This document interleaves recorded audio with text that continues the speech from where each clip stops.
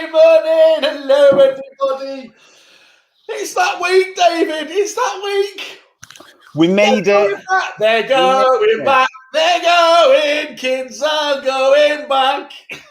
You know what this means? It means that thousands of parents across the country can now get on with the task of day drinking without little people judging them. Exactly, without judging them and forcing those measures to increase. Look at the state of us. We both look like at the end of this period, don't we? You know, children been at home. We've had to be looking after them. So you know what? I need a haircut. I need some grooming. I could do with a bit of sunlight and exercise as well.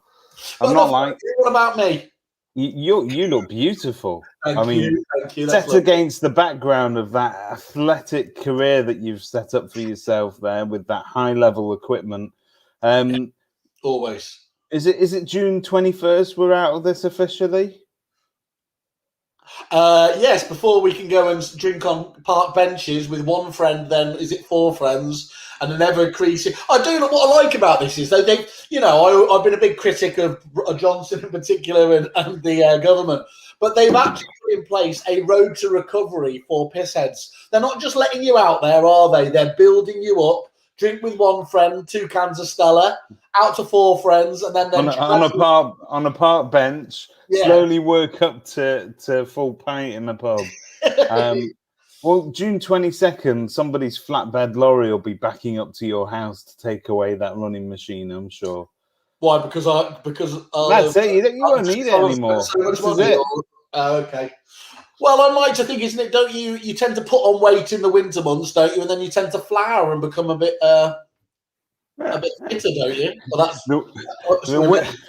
the winter months of my life were like 15 years ago. I put the weight on then, and has just steadily been building up since then. So that's the big news, isn't it? I suppose that's that when that intersection of real world news and property happens. This feels like the first stages of the actual rest of the universe starting to come out of this horrible, and let's hope it locked down for the last time. I'm hoping so. I think there's a lot of things we've got to get used to doing again, like loving your children. Well, no, I mean now we can hand off our children to the schools, so they're under the watchful eye of the government now. We can get back to doing business the way that we used to do it. What impact do you think it will have on business? Do you think this will be because obviously agents have been, as we've all said, very, very lucky to continue and everything else that continues to change. So from our point of view, I'm assuming apart from those that have had to, to look after the kids so much. But I think in terms of stress and pressure and the mental health of your average working parent, this is a huge step forward. And I don't think that sending the fact that we've all been working means that we've had to get used to juggling all of this stuff. Yeah. But I think that's bringing to bear an unnatural amount of pressure on those parents. Spot on. Yeah, I think Amy got that wrong there. Wales always lubber up. It's either flubber or lube. I don't think you've just invented a word in between there. I think lubber isn't it sort of a whale-based lubricant? Lubber for maritime people. Somebody saying, generic Facebook users saying, can't wait to get back door knocking. Well, hopefully that's an estate agent and not a sex criminal or anything like that. Or a bailiff or something. Actually, I assume bailiffs wouldn't have been able to do anything, would they? Can you see me melting, by the way? You're going through Giuliani, aren't you? I think I'm having a reaction to these hormones. I've grown breasts and I'm sweating. I think it's the menopause. You famously had the vaccine. Is this the first? Is this zombie stage 1?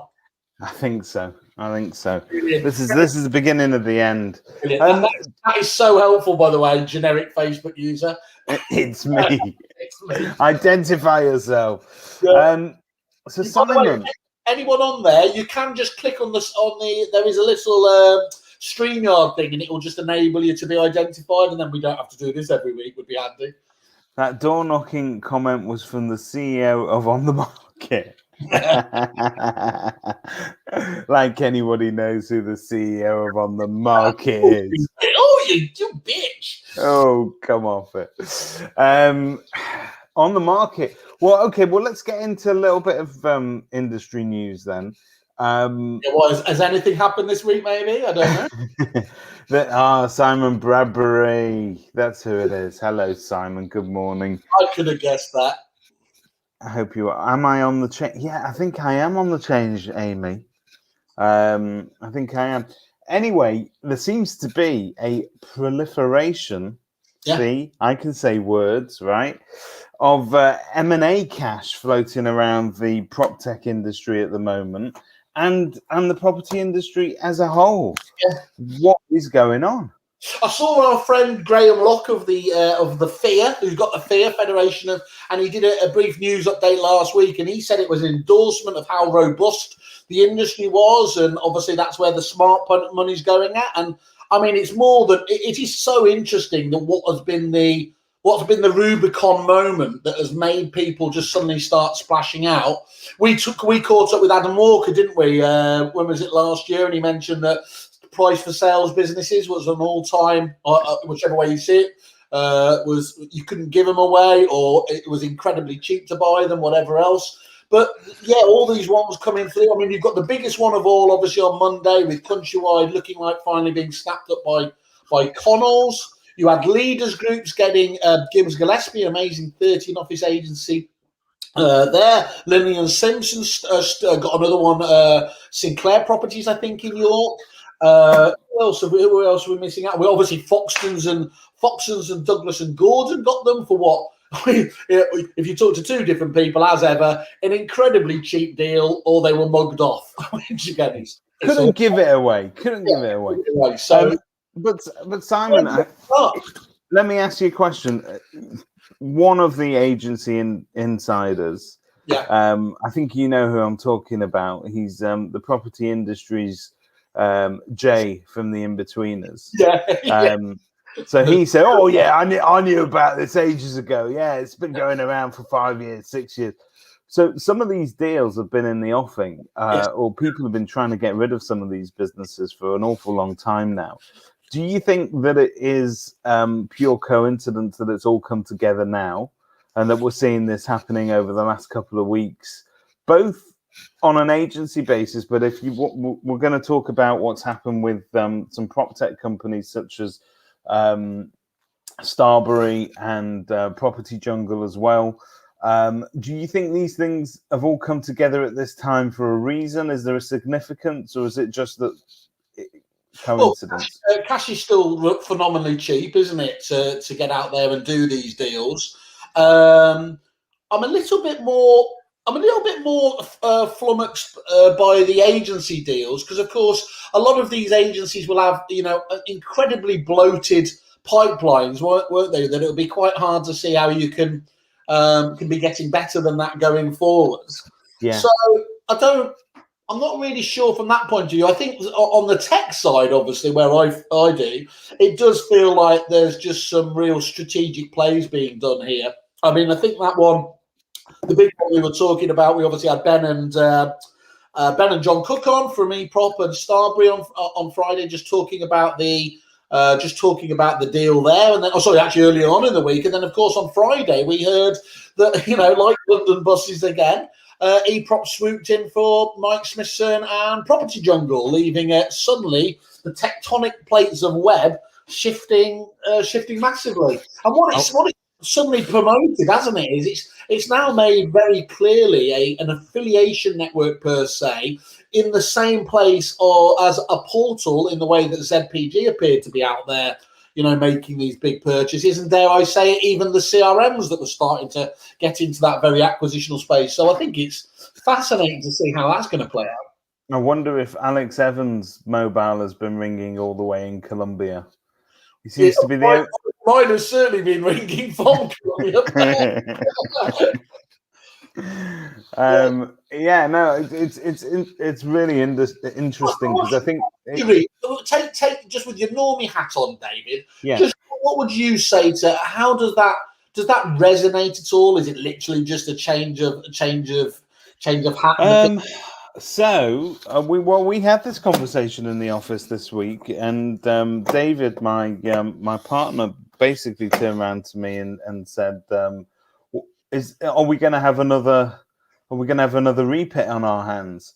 And what we mean by that is we noticed, and again, this is personal to us, might not necessarily represent the average user experience, but we noticed that when you and Susanna left Repeat, to us, we weren't necessarily, we didn't have that point of contact. We didn't have that sort of personal service that we were getting previously, and things changed.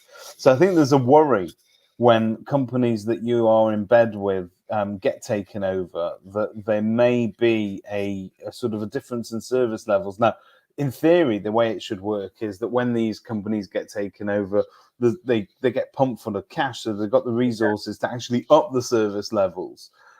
In some cases, their priorities shift entirely. And so, one of the thoughts going through our heads was that, we're with Property Jungle at the moment for our website. Will that change anything?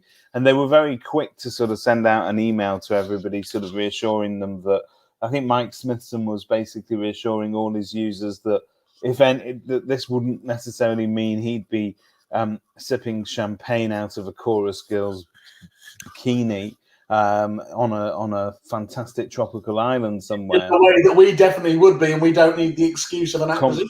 Completely. I just tick that maximum publicity box and I'm gone. No, he basically sent out an email reassuring people that they're on the case and they intend to really sort of maintain things and actually improve them. So that's reassuring to hear, but it is a worry. I'm sure it must be. I think any changes, especially when it's there, it needs a while to set, and obviously as well. So if we go back to the agency one, for example, the principals of the business, James and Paul, after many years, have chosen to exit that, and that's absolutely fine and good. Where you would be more worried, I think, is obviously on the technology side of things. Is Ben went out of his way from Starbury to say, look, he's still very much at the helm, no plans to leave. It's all about growth, and that's exactly what you want to hear, isn't it? If you hear that that's it, and you've got the backing now of eProp and Tosca Fund to grow that business, you can really lay a story out there that it's exciting. But I think what's fascinating, what you said there as well, I was talking to another well-known agent this week who was reviewing their CRM software, and they reiterated almost the point you were talking about there, that often you do buy into things on relationships. And, naturally, though, over time, that can change, not least when those companies, if they are successful, for all the best reasons, grow, but then can get a little bit ivory tower, can't they? Now, is that just a fact of life? Because what they said was, of course, is that they don't want to go to a new business, a new CRM company per se, put the time, energy in, and then just create because of their own success and shouting about it. It means that actually they're going to have somebody down the line forget about them again. So it happens, doesn't it? Where the companies of the day get high on their own Kool-Aid, don't they? Do they call it hubris, I think, where people sort of get off on their own success and so on. And that does happen. And then that just leads to a certain apathy within the team, the group structure, if you like, because they've achieved the sort of pinnacle. Where do they go from there? Where are the exceptions then, Davey? Because there's people like Raj at Fixflow. I would say there's so Raj at Fixflow is a great example of that.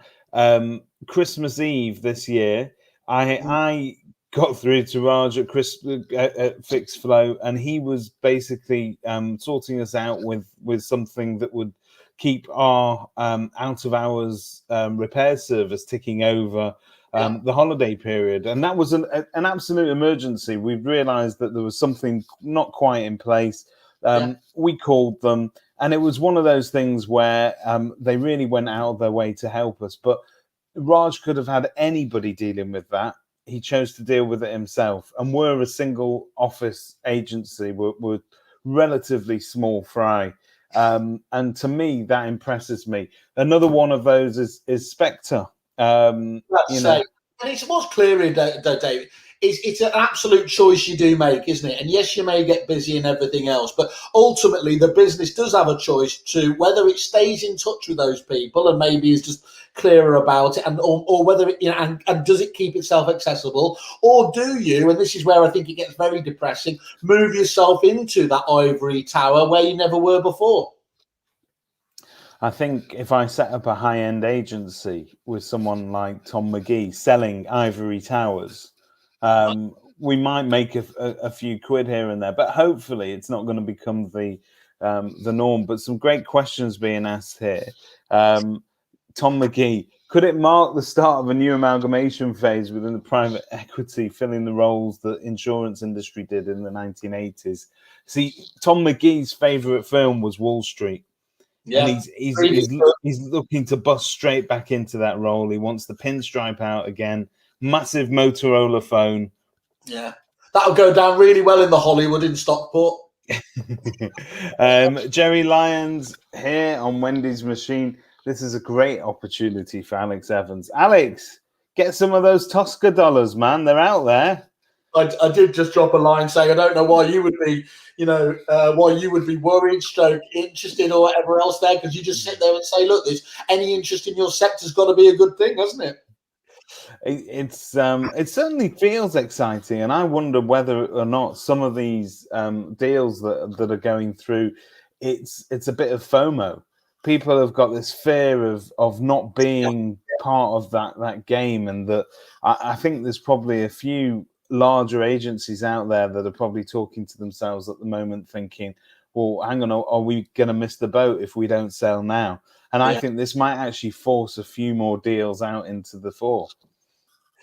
Absolutely. I don't think there's any doubts there. Ian White was alluding, wasn't he, to a few very surprising deals coming out as well, being the perfect tease that he was. So, yeah, it doesn't show any signs of slowing up over the coming months. But the question is whether or not these amalgamations are actually good for the industry, good for the consumer.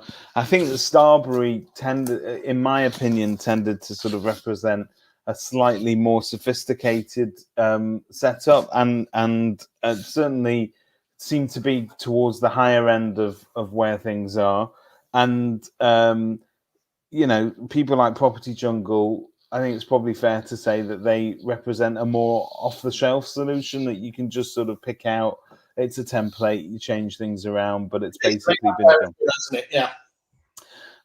So I think there, eProp are cornering both parts of that market, and it is a very niche market. I don't know what the total number of users there represent. I think we're talking about is the maximum pie that anybody can really go after.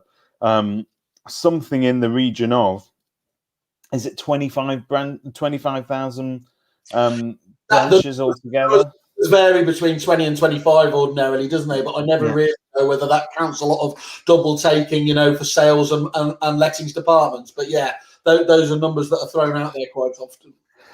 Some great conversation going on here. So who would be the Wolf of Wall Street in the property industry?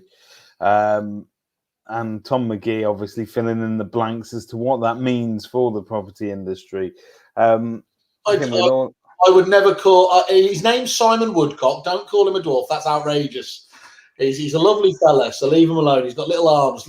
That's all I'll have to say. But I heard that the Wolf of Wall Street was entirely based not on the life of Jordan Belfort, but actually on the life of Graham Wilson, your good friend. Is that correct? I believe so. Yeah. He owns that part of the world. Obviously, he tried to sell me a pen for 34 quid the other day. Right, let me talk to you about some. Robert May gave me a little bit of a snippet earlier this week. Robert and I have many conversations about compliance, and he's been working very heavily with Sprift to work out an integration that the agents can basically amalgamate the key points, the key information for buyers into an accessible format. Because these days, as agents, we all have a responsibility to disclose what we call sort of material facts and things that may actually impact. New enhancement he's done, isn't it? Which is and it looked very, very good. Now, Now, in the past, estate agents have always gone, is it leasehold? Is it freehold? I don't know. I'll ask the owner. How long's left on the lease? So I don't know. Council tax? I don't know.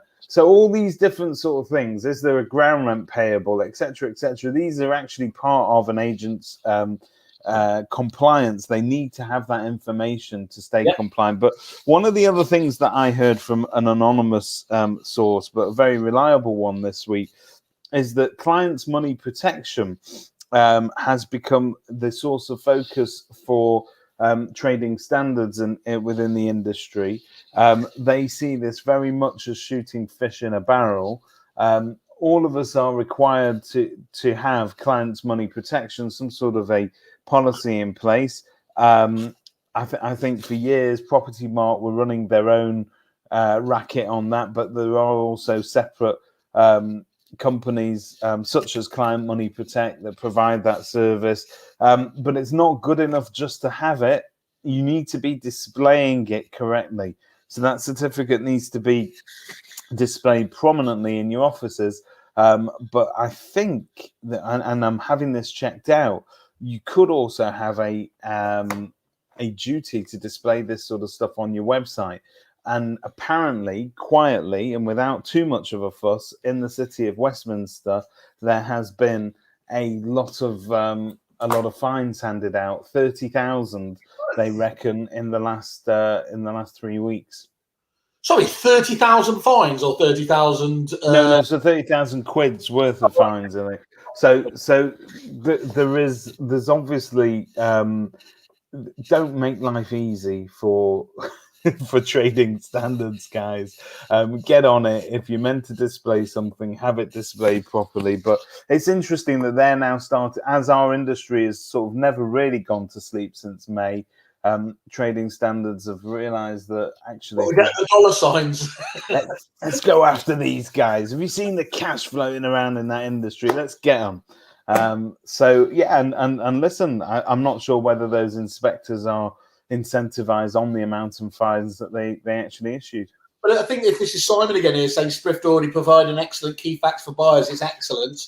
That's absolutely true. I think what we were seeing the other day, though, wasn't it, with Robert's new enhancement, is the way that he's now blending together separate information from the likes of Sprift and from Dataloft and the Land Registry. It's looking quite slick, actually, as a platform for those brilliant companies, obviously, there to bring that to the fore, isn't it?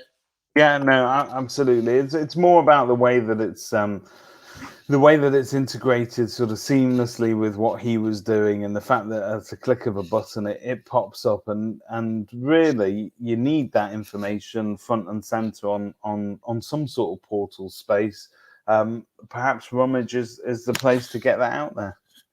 There you are. Was that him officially sponsoring our show this week, or did you? That was like Alan Partridge, drink spons. There are other challenger portals available. I can't state that enough. There are our local ones. There are national ones. There are ones that claim to be the saviors of our industry, such as the OTM.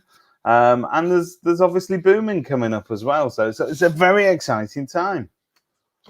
There we Paul are. Morgan, the chief of compliance at Kerfuffle. Yes, the logos need to be on an agent's website and printed materials.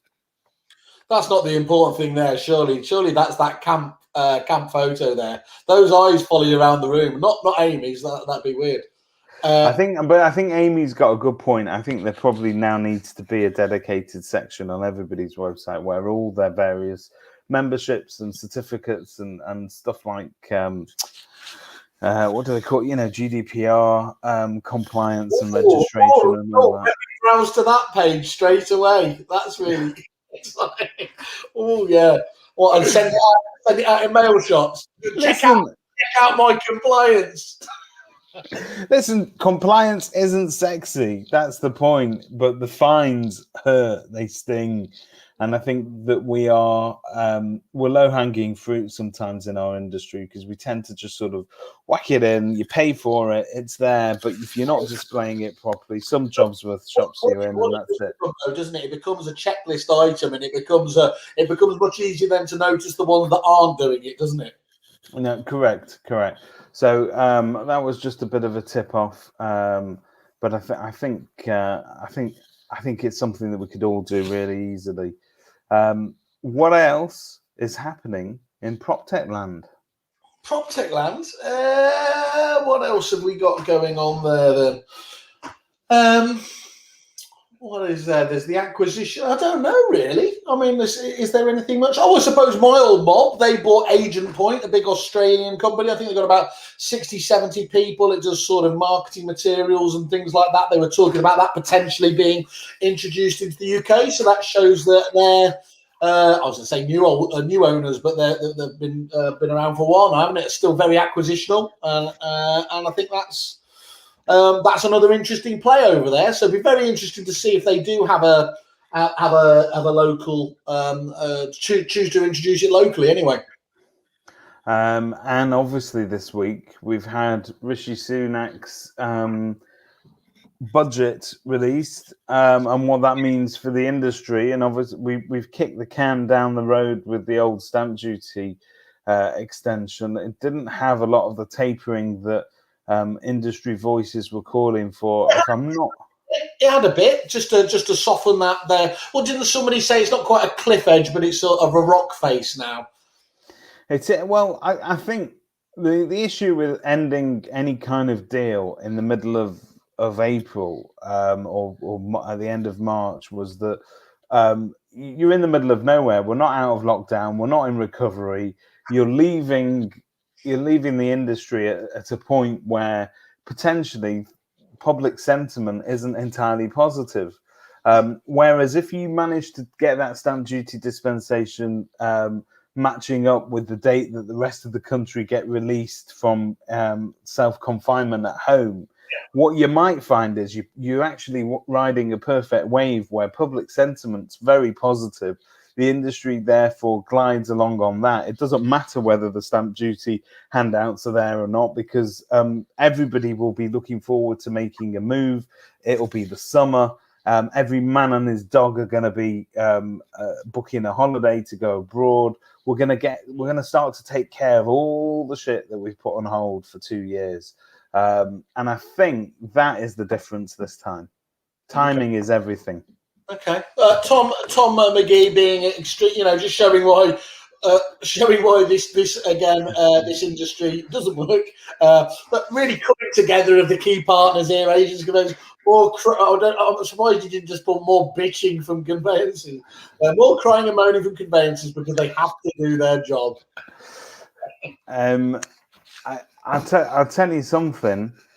The industry, the conveyancing industry, is as long. I mean, we've said this before, and Tom, correct me if I'm wrong, but it's long overdue a shake-up. There is I've heard some very interesting discussions going on in the background as to whether or not blockchain technology is actually the way forward to streamlining property transactions and transferring ownership in a way that we don't necessarily need to wait for paper shufflers to go through 200 years worth of old deeds and all this sort of stuff to tell you things that you probably already know. So I'm just wondering whether or not there is room within our industry to you're being given some orders here. Plug the campus, Simon. That's new in PropTech. Oh, I see he's talking about that. Yeah, we're very excited. We've just gone live, obviously, with our membership model in the last week. Anyone interested, have a look at the website. We'll show the links afterwards. It's got a whole lovely learning management sort of platform there, leading with the Julian O'Dell, just under 100 videos and everything else. So we're very excited on that. We're getting new trainers and indeed suppliers putting in videos in there in nice Netflix style chunks, so that's fantastic. getting consultancy from the likes of Paul and Rich on our side, who obviously know what they're talking about, and a bit from me if you're not so bothered. And consultancy with Paul is the perfect gift. If you want to treat your wife to a lovely night out with Paul Morgan. I don't think we've given the ability to gift it. That's such a for just £36 a month. What's that? £36 a month. You can ask Paul Morgan anything you want. That's just 36 quid a month. 15 minutes a month. That's brilliant. So that's great. We've had some great take up on that. So hopefully we'll start seeing some fruits of the labour of that over the next month or two. So that's very exciting as well. Tom McGee wants to bring back hips. There must be a better way. I think there's something there, Tom. There's something that needs to be done. We need to get the property industry closer to that ready-to-sell model that the Australians are always pushing, that you can turn up, do your due diligence really, really quickly in an accessible format. The info's there from day one. And therefore it should, subject to finance, glide through. I think it will revolutionise our lives. There are a few suppliers out there that, without calling them hips, are essentially getting to that position, aren't there? They are. I'll pop a couple of threads up there later because I think we've done a couple of interviews. Miles and Bar was launching a particularly exciting, innovative thing at the Relocation Agency Network with one of the suppliers as well. So I definitely think you're right. I think it seems to have taken an eternity to have kind of reinvented itself. But then I said, look at QR codes. They took a while to bounce back, didn't they? Yeah, they did actually. I remember when, this must be going on for sort of 10, 12 years ago. Our website company at the time offered us the ability to put QR codes on our for sale boards, and we were like, no one's going to get their phone out their pocket and take pictures of a QR code. But look at them now; they're prolific. Yes, they are. Do you think they'll die away again once COVID goes away, or because now the phones pick it up automatically without the app, they're here to stay? I do like all that tapping stuff. Have you seen those business cards where you can tap it on your phone and instantly goes in? Just NFC, isn't it? That's NFC. Yeah. I love that sort of stuff. Do I think the QR codes? I think QR codes on the go are not. No one's going to stop their car, take a picture of a QR code, and then recommence their journey. I think the future is a lot more passive stuff. You drive past something, your phone already picks it up. It's there waiting for you to have a look at when you get home. Yeah, new homes developers have had those NFC nodes or whatever they are, haven't they, that have given you the ability to acquire extra information as you kind of walk into a development suite. And it would be surprising to see if that. I know some of the Aussies do that with open homes. Why would you not having the ability to kind of, pre-register without filling in the forms and everything else with that sort of tech? It can only get smoother, can't it? I think so. I think there is still a lot of efficiency yet to be delivered, but particularly not necessarily to our process. I think we are as technology adopters within the industry. I think we're pretty good actually agents of picking up tech. If we think it's going to translate through to money in the bank, if it's going to help us to bank instructions or even make that user experience that much better, I think we'll pick it up very quickly. I think that the unenlightened part of our industry are the conveyancers sat in their caves, still doing what they were doing in the late 1800s, and I think we need to drag them out into prop tech land to show them what might be what we might be capable of. Okay, cool. That sounds exciting. So we're not ready for jetpacks just yet, but they are on the horizon, yeah? Okay, if you could fly with a jetpack, where would you be going today, Mr. Whale?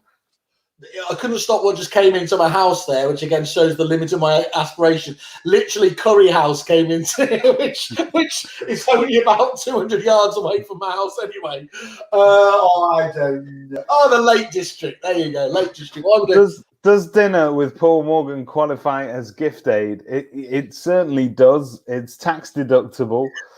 Comes straight off your bottom line, Paul. And I think all accountants all over the country should be considering advising their clients to have dinner with Paul Morgan at least once a month. Yeah, Paul Morgan on your bottom line. That's all I heard from that. Okay, well, exciting week then. Back out there. Yes, it's good, isn't it? And I'll tell you what, so everyone's tuning as well. We've got Ian from the Guild giving us the updated deal, Groundhog Day Part 2 with eProp, with Mike Smithson from Property Jungle, to understand what that tie-up again means from them. So excited about that. I think that's on at 10:30 tomorrow. So tune in for that. Fantastic. And everybody else in agency land, we're going to be watching the telephones to see if all of those market appraisals start to get booked this week, now that kids are back at school and parents have wrestled away the living room from classroom side of things back into... is that agent speak? Is that what everyone's hoping, is it, at the moment? Then is it? I think so. I think there has been a certain amount of... we're a little bit on a knife edge at the moment, and everybody is sort of watching the volume of new instructions. Has generally speaking been depressed, not in our pocket of the world necessarily as an anomaly. I think it's across the board, the volume of instructions coming to market, and a lot of people had sort of thought that because people have been stuck at home homeschooling, that this was the reason why people were not in the mood to move, or they weren't necessarily prioritizing that sort of... And it stands to reason it's not the most conducive of environments for viewings, if you've got like 3 kids at a table screaming at each other and trying to do algebra or whatever it is that kids learn these days. So I think that agents are going to be expecting an increase in appraisals. And if this is still Simon Bradbury, he confirms appraisals are already up. And I think you could expect that to carry on this week. This is like, to me, is like that point in September where everybody goes back to school. This feels like a watershed moment. Okay. What's he saying here? So, Tom, it's definitely what we're hoping for. If listings are exceptional in Q2, there are a lot of agents who will be having a very difficult Q4. It's all about that pipeline. Yeah, getting it through. And is it the never-ending pipeline, or does it at some stage eventually tighten a little bit? Well, you know what? As long as it's constant, then you've got something to work on, and you've got something to budget for going forward. But it's so difficult to say it's ever balanced like that, is it? It's by definition, this is one of the most cyclical markets around. Well, it's very difficult. You made the comment earlier, and I think Richard Powell probably mentioned this to me. He thinks that an average agency's pipeline at the moment is, to use his word, is bloated, right, because you've got transactions that have been sort of coming through on the back of this stamp duty thing, and there's almost a natural level of activities that we had, and certainly in the run up to March, that's what you would have seen. And all those solicitors that were moaning in December, that's what they were all going on about. It's just an abnormal volume of business. But my question to him was, well, how do you work out what are the transactions you'd normally be doing? You can compare it year on year, but we've had a very odd year where sort of March to May you were doing nothing, and it's broken all kind of comparative date-based metrics, hasn't it? Completely. But maybe this actually is a good point for people to, whilst we're all going to go back to work, and we're all going to put this horrible pandemic, we're going to try and put it behind us and move on. But has this actually taught us something about life? Is disaster planning something that we are now going to work into our forecast as business owners? Or are we just going to go, oh, that'll probably never happen? Because what we've seen is it'll probably never happen happened, and it happened bloody quickly. 1 minute, Corona was a bit of a joke in February. Did you see the reminders popping up in Facebook where you and I were... Yeah. It was on the reminders, wasn't it? And we were doing old face marks, and it was all still a bit of a a joke at that stage. No one ever thought that it was going to come. So literally, the reminders I've had was you and me in face masks with Milton Janusz taking the piss out of what was going on in effectively on the other side of the globe. We thought it was never going to come across and hurt us. Within a month, I was sat at home in a Hawaiian shirt doing 26 podcasts a day with you.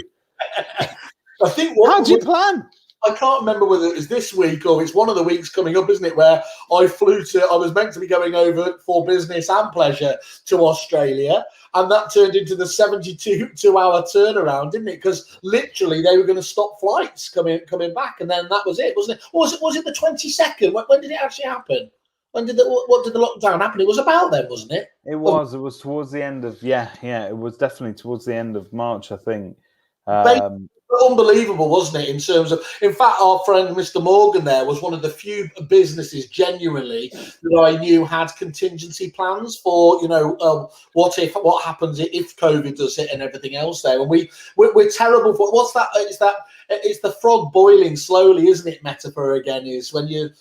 We cope better with obviously when we see kind of emergencies coming out of nowhere and then we have to react, rather than actually where we're sat in the hot water getting hotter and hotter and hotter. And they always use global warming as the analogy there, don't we? And we don't actually then do anything. Yeah, probably. But I think the phrase that people use a lot now, we use the word pivot, overused pivot, but agility. So, the ability of a business to be agile in its response to things that are happening in the world events, if you like, that are going to impact on their business.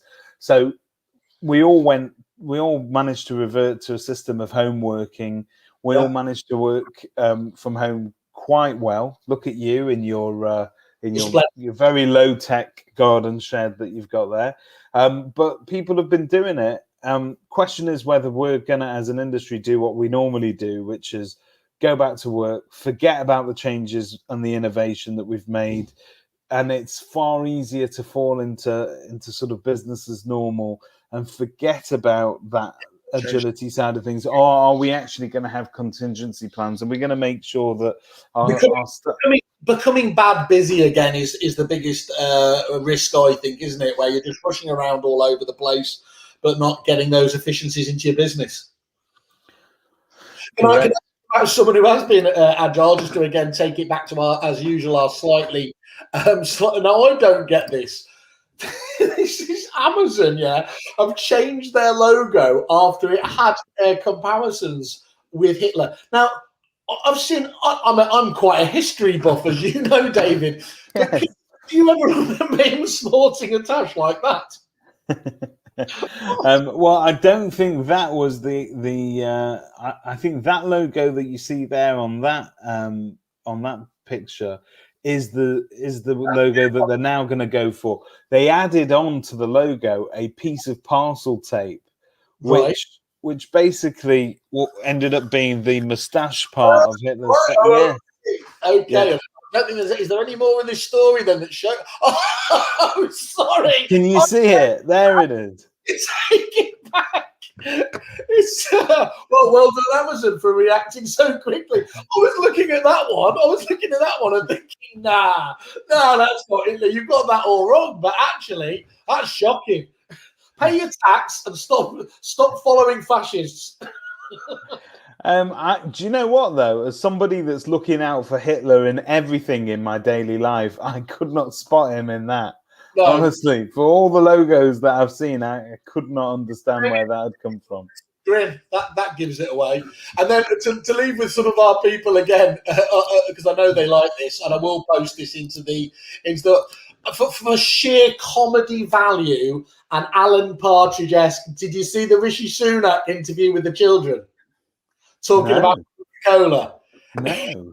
It is literally the greatest thing you will see this week. So let's just go here. I'll post it over here anyway, going further forwards. But yeah, he's there talking to these kids here in one of those heavily staged things. And anyway, I won't ruin it for you, but I'll post it here. It will make your Sunday if you haven't seen it yet. It's cringeworthy to the greatest degree ever. We've got a comment here. I'm presuming this is Simon Bradbury. I'm not sure. According to Rightmove, sellers should be looking to come to the market by Tuesday, March 23rd, if they want to make sure their buyers can make use of the tapering end to stamp duty holiday by the end of September. Thoughts? My thoughts are whether or not that's true. I think use it. I think as an agent, and you don't necessarily need to quote Rightmove as the authority on this, but I think if you encourage sellers to get on the market, and I think you should be doing that now anyway. So I think you'll see a proliferation of videos of agents. Your job's to inform, and you're using whatever information you can out there to give the latest, the latest information. So. Well, no, you're using whatever information's out there to force vendors to put properties on the market that they might not necessarily been thinking of selling before. That's what we do. That's what we do. It's Christmas. They've got a really high click rate on Christmas Day. Get your property on the market. And I assume again, Mr. Bradbury, their coke addict. Well, yes, that's pretty much what Rishi goes on to admit in that video. He likes the Mexican anyway, is what he says very clearly. It's much purer. Sharon Carter reckons she's got plenty of hips after lockdown. I saw a video of Sharon's new office. Looks very, very nice, actually, very bright. Yeah. Looking forward to visiting that once we can go out and see human beings with hips again. And Rishi make a great shadow cabinet leader. Yes. Good. All right, then. Well, look, as I said, I think we've got an exciting week. Obviously, I don't reckon there'll be anyone watching webinars or podcasts in the day. So it's going to be very, very busy, isn't it? We hope so, and let's hope this is the start of some proper recovery, if you like, in terms of life getting back to normal. There we are. Tom makes the point. Of course, like all the best had kerfuffle mugs. Of course she did. Why would she not? Everyone does. Except for Tom, because I know he's going to come back now with "Where Are Mine," which is awfully predictable. See those squirrels chasing behind? That's really cute. Sorry, I literally was distracted by a squirrel there. You had your little David Attenborough moment there, didn't you? What, should I do a David Bellamy impression? No. Let's leave this here before we get into the Operation U Tree zone. Keep bringing that wonderful money into the country, David. Have a great week, people in agency land. Have a great week in PropTech land. Bye-bye.